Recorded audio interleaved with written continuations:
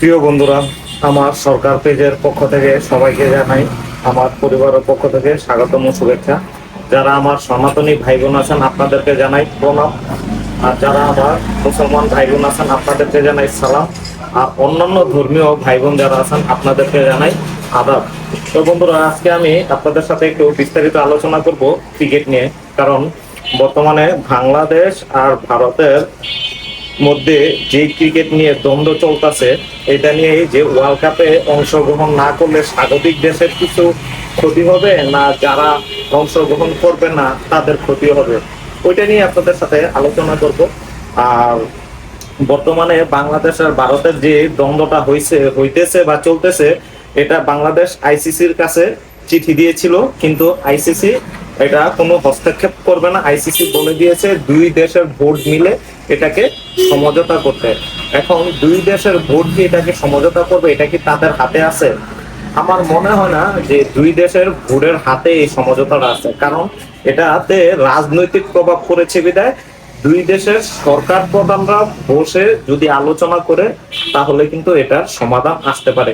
যেমন পাকিস্তান ভারত যেই সমস্যাটা হয়েছে, এটা কিন্তু রাজনৈতিক কারণে পাকিস্তান ভারতে খেলতে যায় না, বা ভারতও পাকিস্তানে কোনো টুর্নামেন্ট খেলতে যায় না। ঠিক আমাদের বাংলাদেশের অবস্থাটা কি তেমন হইতেছে কিনা, এটা নিয়ে আমি আপনাদেরকে পরে বিস্তারিত আলোচনা জানাবো। তবে কোন কোন দেশ কোন সালে ওয়ার্ল্ড কাপে অংশগ্রহণ করে নাই বা করতে চাইছিল না, অজুহাত দেখিয়েছিল, এই বিষয়গুলো নিয়ে আলোচনা করব। তাতে কি স্বাগতিক দেশের কোনো ক্ষতি হয়েছে কিনা। দেখেন, 1996 সালের বিশ্বকাপে ভারত, পাকিস্তান, শ্রীলঙ্কা তিন দেশ মিলে আয়োজন করেছিল। এতে শ্রীলঙ্কা মানে প্রথম আয়োজক হিসেবে অংশগ্রহণ করেছিল। এই কারণে ওয়েস্ট ইন্ডিজ আর অস্ট্রেলিয়া প্রথমে তারা নাকচ করেছিল বা নিষেধাজ্ঞা দিয়েছিল, নিরাপত্তার নিষেধাজ্ঞার কারণে তারা খেলতে চায় নাই। কিন্তু পরবর্তীতে অস্ট্রেলিয়া খেলছে, ওয়েস্ট ইন্ডিজ আসে নাই। কিন্তু 96 সালের ওয়ার্ল্ড কাপে শ্রীলঙ্কা আপনার ওয়ার্ল্ড কাপ জিতছে, পরে অস্ট্রেলিয়া রানার আপ হয়েছে। 2003 সালে তেমনি আপনার সাউথ আফ্রিকাতে যখন খেলাটা হয়েছিল ওয়ার্ল্ড কাপ খেলাটা, তখন নিউজিল্যান্ড আর কেনিয়া নিরাপত্তার অজুহাত দেখিয়ে তারা খেলতে যায় নাই। পরবর্তীতে ওই কেনিয়া খেলতে পারছে, কিন্তু নিউজিল্যান্ড খেলে নাই। কারণ হয়েছে যে যখন নিরাপত্তাজনিত কারণে তাদের প্রথম ম্যাচটা দুই দলেরই হয় নাই, তারপর নিউজিল্যান্ড প্রথম রাউন্ড থেকে বাদ পড়ে গেছে, এই কারণে খেলতে পারে না। এখন আসি বাংলাদেশের খেলাটা। দেখেন, আইসিসির কাছে যথেষ্ট সময় আছে বাংলাদেশের ভেন্যু চেঞ্জ করার, হোটেল বুকিং দেওয়ার। এগুলো আইসিসির কাছে যখন বাংলাদেশ চিঠি দিছে, তখন আইসিসি বা বিসিসিআই মানে ইন্ডিয়ান বোর্ড এতে করে বিভিন্ন অজুহাত দেখাইতেছে আইসিসিকে।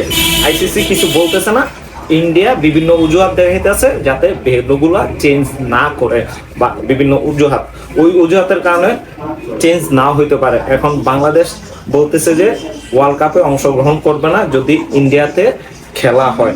এটা একটা দারুণ ঝামেলা।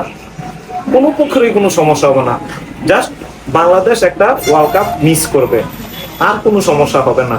তো আমার উচিত যে দুই দেশের সরকার প্রধানরা মিলে এই সমঝোতাটা শেষ করা। আমরা ক্রিকেটটাকে উপভোগ করি, আমরা ক্রিকেট দেখতে চাই, ক্রিকেট খেলা দেখতে চাই। আমাদের ক্রিকেটে কোনো রাজনৈতিক প্রভাব পড়াতে চাই না বা আমরা দেখতে চাই না। ক্রিকেট আমাদেরকে আনন্দ দেয়, যে কোনো খেলাই আমাদেরকে আনন্দ দেয়, ওই আনন্দটাই আমরা উপভোগ করতে চাই, তাই না? তো বলবো বন্ধুরা, যদি আমার ভিডিওটা ভালো লেগে থাকে অবশ্যই আপনারা লাইক কমেন্ট শেয়ার করে দিবেন।